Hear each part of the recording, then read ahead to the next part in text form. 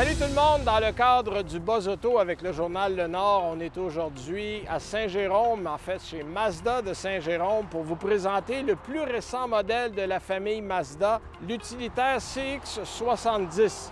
Si vous croyez le reconnaître, vous avez partiellement raison. En fait, on s'est basé sur le CX-90 qui est là depuis un peu plus d'un an pour en faire un modèle 5 places.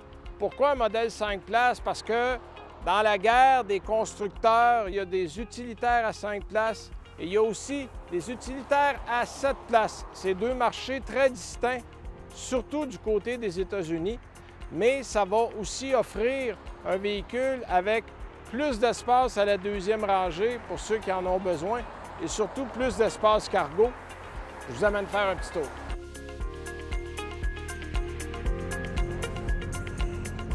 Alors, je vous amène faire un petit tour au volant du CX-70. On est, dès l'entrée dans le véhicule, dans un pays de connaissance parce qu'on s'est basé sur le CX-90 qui est déjà là depuis un peu plus d'un an.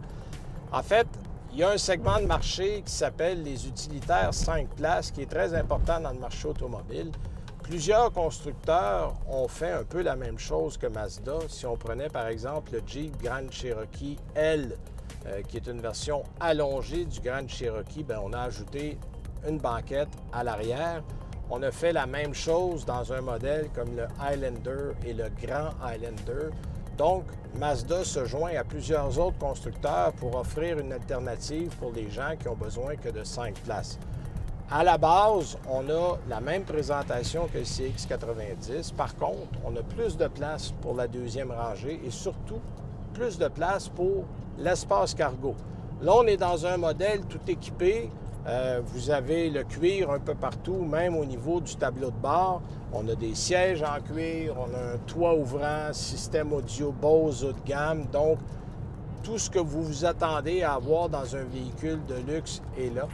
Et on a cette approche-là chez Mazda depuis qu'on a présenté des modèles comme le CX-30, le CX-50, le CX-90, les modèles qui ont remplacé les CX-5 ou les CX-9. On a monté en grade au niveau de la qualité générale du véhicule et ça se voit au volant. On a gardé aussi cette caractéristique-là qui est propre aux produits Mazda. On a une belle dynamique au volant. Là, on est évidemment dans le modèle avec le 6 cylindres en ligne de 3,3 litres.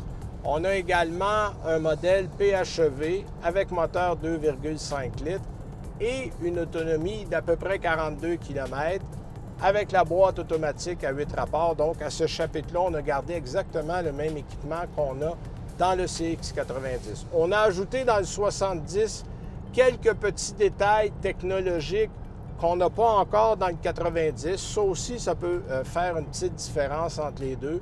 C'est simplement que le modèle est un peu plus récent, c'est un 2025, et on aura probablement ces ajouts-là dans le modèle CX-90 de la même année. Bon, en terminant, ça coûte combien un Mazda CX-70? Le modèle de base part à un peu plus de 48 000 $. Et un modèle bien équipé comme on avait ce matin, c'est autour de 63 000 $.